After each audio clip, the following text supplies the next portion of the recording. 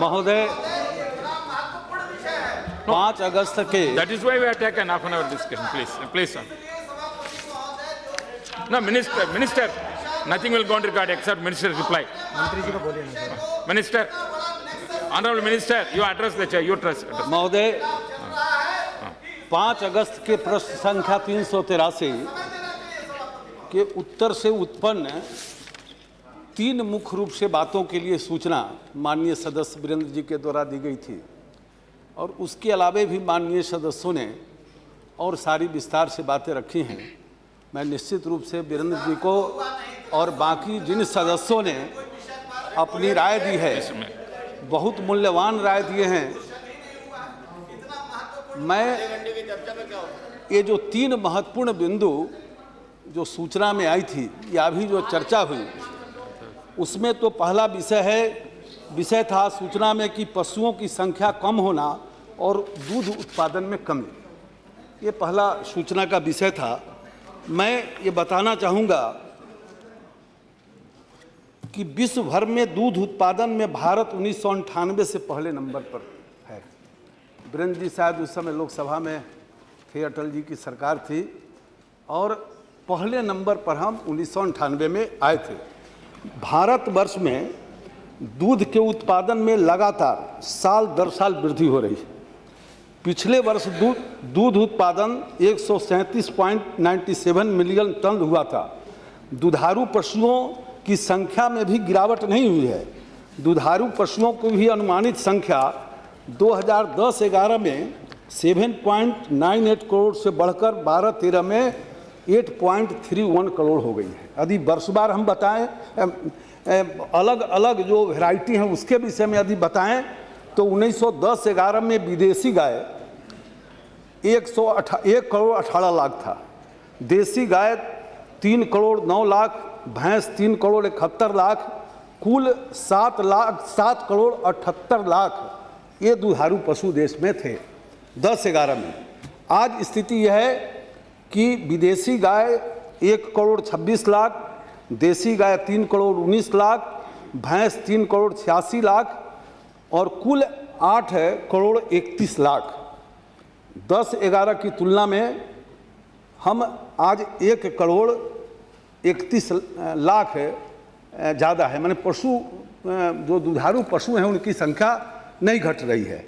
इसी तरह से जो अभी चर्चा हुई कि ये प्रति व्यक्ति दूध की उपलब्धता, तो एक दूध ही ऐसा क्षेत्र है जहां 1950-51 से लेकर आज तक हमारा ग्राफ लगातार ऊपर बढ़ता जा रहा है। 1950-51 में मार्च 1950 से फरवरी 1951, माने 1 वर्ष के अंदर जो उस समय दूध उत्पादन था 17 मिलियन टन था और प्रति व्यक्ति उपलब्धता 130 ग्राम की थी। इसी प्रकार से 3-4 में दूध उत्पादन 88 मिलियन टन और प्रति व्यक्ति उपलब्धता 225 ग्राम थी। 11-12 में जो दूध उत्पादन हुआ 187.9 मिलियन टन और प्रति व्यक्ति उपलब्धता 290 ग्राम और आज 2013-14 में जो कुल उत्पादन है 137.97 मिलियन टन और प्रति व्यक्ति उपलब्धता 305 ग्राम, यानी इसमें हम बढ़ रहे हैं। लेकिन ये बात सही है कि जहां दूध की नदियां बहती थी उस देश के अंदर प्रगति की जो रफ्तार है वो पर्याप्त नहीं है। मैं इससे सहमत हूँ। ऊँटनी नहीं आई इसमें दूध की, बकरी भी है ऊँटनी भी। अभी जो बोमाइन जो एक सरकारी परिभाषा है उसमें यही है। और दूसरा जो विषय है कि दूध की कीमत निर्धारित के संबंध में, तो मैं बताना चाहूँगा कि ये जो देश के कुल दूध उत्पादन का जो 52% दूध है वो कृषक स्वयं अपने ही गांव में उपभोग करता है। हम सब लोग दूध का जितना उत्पादन होता है 50% से ज़्यादा हम खुद अपने घरों में इस्तेमाल करते हैं और उत्पादन का लगभग 10% दूध शहरी उपभोक्ताओं को प्रायः सहकारी संस्थाओं द्वारा, सुधा, अमूल, मदर डेयरी इनके द्वारा शहरों में उपलब्ध कराया जाता है। देश में भारतीय उपभोक्ता के लिए कृषक द्वारा उत्पादित दूध की खरीद का जो मूल्य तय होता है वो भारत सरकार नहीं करती है, वो नहीं करती है, वो मैं बता रहा हूँ। सहकारी क्षेत्र का मामला है, वो मैं आपके सामने ला रहा हूँ कि अमूल मॉडल पर आधारित दूध सहकारी संगठन एवं यूनियन द्वारा की जाती है। इस मॉडल के तहत सहकारी संगठन में दुग्ध कोऑपरेटिव से जुड़े प्रत्येक कृषक लाभ का भागीदार है एवं दूध की बिक्री के प्रत्येक रुपया पर तकरीबन 80 पैसे किसान को ही मिलते हैं। मैं ध्यान में लाऊं कि जब भी कभी दूध की कीमतें दरें बढ़ती हैं तो उसका मूलतः कारण किसान द्वारा पशु मवेशी पर दूध उत्पादन में की गई लागत है। जैसे इस वर्ष के अंदर आप जब देखेंगे कि 13 मई से 14 मई के बीच 13 से मई 14 इसमें 3-4 बार दूध के दाम बढ़े। अब ये जो दूध के दाम बढ़े हैं ये 14.50% बढ़े उपभोक्ता के लिए, लेकिन किसान का दाम बढ़ा है 17.88%। मतलब मार्केट में जो दाम बढ़ा है सहकारी समितियों के द्वारा किसान का जो लागत मूल्य बढ़ता है, जैसे चारा की चर्चा कर रहे थे, तो वो सब जो लागत मूल्य बढ़ता है उसके कारण दूध के दाम बढ़ते हैं, लेकिन उपभोक्ता पर जितना पड़ता है यही अकेला एक क्षेत्र है जहां उपभोक्ता पर जो minister please just minute now 6 o'clock तो मैं बताना चाहता हूं लेकिन till the minister's reply and also 0 hour till complete we can extend the house, if the we can extend the house. Okay, minister can जी महोदय, तो ये जो उपभोक्ता मूल्य बढ़ता है उससे ज़्यादा जो खरीद मूल्य है वो बढ़ता है। लेकिन ये बात सही है कि ये 10% और जो अमूल फार्मूले पर दूध का दाम सहकारी संस्थाएं तय करती है उसी दाम को सबको मानना है, ये आवश्यक है। लेकिन जो प्राइवेट डेयरी है, अभी 52% तो हम खुद उपयोग करते हैं, 10% सहकारी संस्थाओं के बीच जाता है, तो ये 62% और शेष जो बचे जो प्राइवेट डेयरी वाले हैं वो जो ये निर्धारित दर है उस पर वो नहीं खरीदते होंगे। और इससे ज़्यादा जो ये परेशानी है पूर्वी उत्तर प्रदेश, जहाँ सहकारी दूध उत्पादन सहकारी संस्थाओं का उधर विस्तार नहीं हुआ है, और बिहार का जो पश्चिमी बिहार है, हाँ वो भी बताएंगे सर बाद में सर मैं बिल्कुल बताऊंगा। तो ये मैं बताऊंगा सर, मेरा वक्तव्य समाप्त नहीं हुआ है सर। अच्छा आप बोल रहे हैं, हम बैठते हैं अभी तो हम बोल मिनिस्टर मैं बोल रहा हूँ मिनिस्टर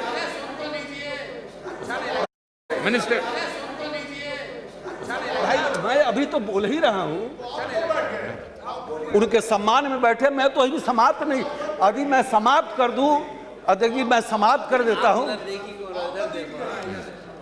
तो महोदय ये निश्चित रूप से जो 52% लोग अपना उपयोग करते हैं, 10% सहकारी संगठनों को आता है, और वो जो मूल्य तय होता है उस आधार पर जो 10% प्राइवेट डेयरी वाले खरीदते हैं, और इसके अलावे 28% असंगठित क्षेत्रों में खरीदारी होती है।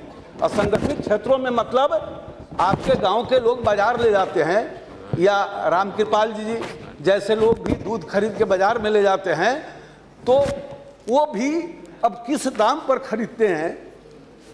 खरीद करने का दाम वो होना चाहिए जो सहकारी संगठन खरीदता है।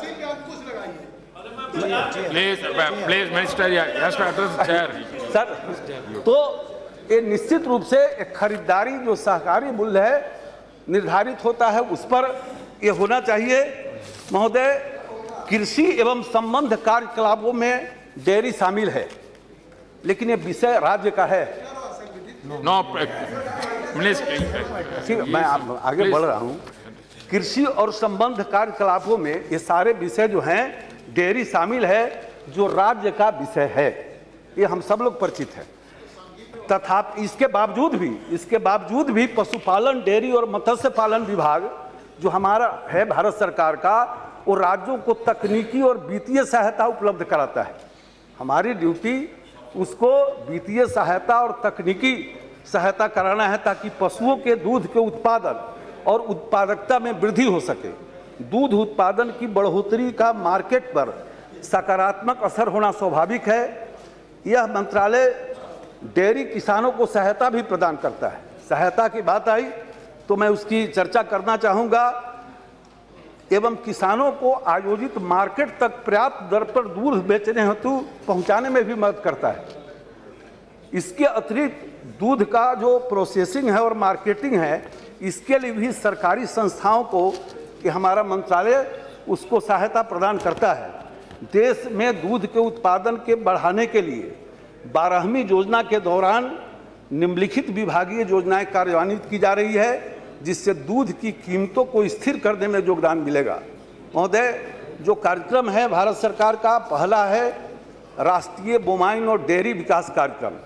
12वीं योजना के अंतर्गत 1800 करोड़ रुपये का प्रावधान रखा गया है। इसमें से देसी नस्ल के दुधारू पशुओं को, सबको पता है कि इस देश के अंदर 17% जो गायें हैं वो विदेशी नस्ल की हैं, लेकिन 83% जो गायें हैं वो देसी नस्ल की हैं।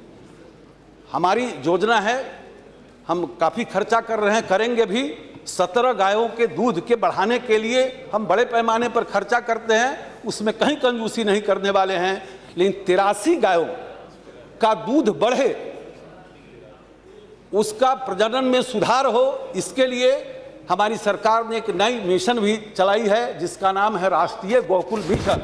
और इसके लिए 500 करोड़ रुपए की राशि अलग से निकाली गई है कि मुख्य रूप से देसी पशुओं के नस्ल सुधार और दूध के उत्पादन में बढ़ोतरी की जाए। इसी प्रकार से राष्ट्रीय डेयरी योजना के अंतर्गत 2242 करोड़ रुपए का प्रावधान रखा गया है। और तीसरी योजना है डेयरी उद्यमशीलता विकास योजना, जिसमें 1200 करोड़ रुपए का प्रावधान रखा गया है।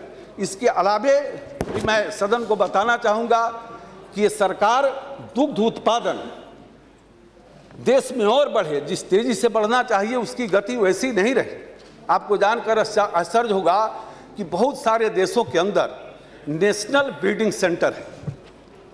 एक नेशनल ब्रीडिंग सेंटर है और अम्ब्रेला का काम करता है, और फिर नीचे तक बाकी सारे केंद्र हैं। इस देश के अंदर ब्रीडिंग सेंटर्स हैं, लेकिन उसको अम्ब्रेला नहीं है। इस देश में नेशनल ब्रीडिंग सेंटर नाम की कोई चिड़िया नहीं है। और अभी जब ये सरकार आई है तो उसने अलग से इस वित्तीय वर्ष के लिए 50 करोड़ रुपए का आवंटन किया है, और हम कोशिश कर रहे हैं कि एक नेशनल ब्रीडिंग सेंटर की भी स्थापना की जाए। महोदय, इसमें कुछ विषय आए हैं। मैं ये भी बताना चाहूँगा कि चारा के उत्पादन के लिए भी पंचवर्षीय योजना में इस बार 400 करोड़ रुपए का प्रावधान है। ये भी दूध उत्पादन के लिए ही राज्य सहायता का विषय है। फीड प्लांट लगाने के लिए NPBBDD स्कीम में RKBY राष्ट्रीय कृषि विकास योजना एक है, जिसके तहत हम राज्य सरकारों के माध्यम से ब्लॉक स्तर पर सहायता देते हैं। महोदय, ये जो डेयरी उद्यमिता योजना है उसके अंतर्गत हम 25% सामान्य वर्ग के लिए तथा 33% अनुसूचित जाति एवं जनजाति के लिए सब्सिडी का भी प्रावधान रखे हैं। लेकिन मैंने बताया कि राज्य का विषय, हम राज्य के माध्यम से इसको करते हैं। अब एक वो दूसरा विषय है, लेकिन यहाँ से उसके लिए पैसे जाते हैं और ठीक है बहुत असर नहीं पड़ता होगा, लेकिन असर कुछ पड़ता है। तब लगातार एक दूध का ही ऐसा क्षेत्र है कि हम देश में निरंतर आगे बढ़ रहे हैं। हमारे एक मित्र ने कहा कि सरकार ने कोई प्रयास नहीं किया दुग्ध उत्पादन के लिए। मैं समझता हूं कि आप जिस पक्ष में बैठे हैं, सर राजीव जी, आपने कहा दूध इंडस्ट्री पर सरकार ने ध्यान नहीं दिया। ये आपके शब्द हैं कि दुग्ध इंडस्ट्री पर सरकार ने ध्यान नहीं दिया। ये आपके शब्द हैं। इसको एक मिनट भाई, आप तीसरा विषय क्यों लाते हो भाई? वीरेंद्र जी, अरे मेरा भाषण समाप्त होगा तब ना पूछिएगा।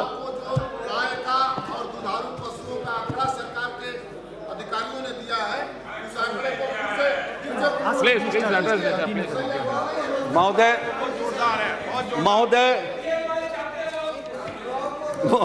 महोदय मेरे एक मित्र ने ये कहा, मैं नाम नहीं लेता हूं राजीव जी अब आपका, मेरे एक मित्र ने कहा, सत्ताधारी दल के मित्र ने कहा कि दूध इंडस्ट्री पर सरकार ने ध्यान नहीं दिया। मैं समझता हूं, इससे सहमत हूं कि जितना ध्यान देना चाहिए उतना नहीं दिया, लेकिन यदि ध्यान न दिया हुआ रहता तो लगातार दूध के क्षेत्र में इस देश में जो हमारी बढ़ोतरी हो रही है वो नहीं होता। और पिछले वर्षों के अंदर भले शासन किसी का रहा हो, उस दरमियान भी बढ़ोतरी हुई है। स्पीड 100 किलोमीटर के स्पीड में न रहा हो, 40 किलोमीटर के स्पीड में रहा हो, लेकिन सरकार ने ध्यान दिया होगा। सरकार ने, भले हमारी विरोधी सरकार थी, लेकिन सरकार यदि काम कुछ किया है तो उसको इग्नोर नहीं करना चाहिए। और सरकार ने कुछ प्रयत्न किया है तो इग्नोर नहीं करना चाहिए। और कुल मिला जुलाकर, अरे सुनो भाई, मैं इससे सहमत हूं कि जिस स्पीड में उत्पादन बढ़ना चाहिए, जितनी बड़ी संख्या हमारे पास, जितना इस मामले में इसको कहिए कि आधारभूत संरचना, यानी इतनी बड़ी संख्या में हमारे यहाँ पशुधन हैं, दूध उत्पादन करने वाले पशु हैं, तो जिस तेजी में बढ़ना चाहिए, इसीलिए मैंने चर्चा किया कि वो 83 गायों की उपेक्षा की गई। और इस सरकार के ध्यान में है कि इस देश का लाइफ लाइन जो है ये दुधारू पशु है, ये देश की जीवन रेखा है। और इस जीवन रेखा को तेजी के साथ स्पीडली बढ़ाने का सरकार का संकल्प है। ये जहाँ तक बात है मिलावटी दूध का, नकली दूध का, मैं उसके संबंध में बताना चाहता हूँ कि नकली दूध का जो विषय है वो विषय है food safety and standard authority of India का, उनका ये विषय है। और निश्चित मेरा पूरा नहीं ना, Minister, you address the chair. Food safety and standard authority of India का ये मामला है। मैं बात करूंगा, लेकिन इसका सीधा संबंध हमारे मंत्रालय से नहीं है। और मैं सदस्यों की इस भावना से सहमत हूं, सरकार भी सहमत है कि दूध उत्पादन में तेजी आनी चाहिए। और इसीलिए सरकार ने राष्ट्रीय गोकुल मिशन लॉन्च किया है और इसमें काफी धनराशि भी इसके लिए आवंटित किया है। धन्यवाद। Now 0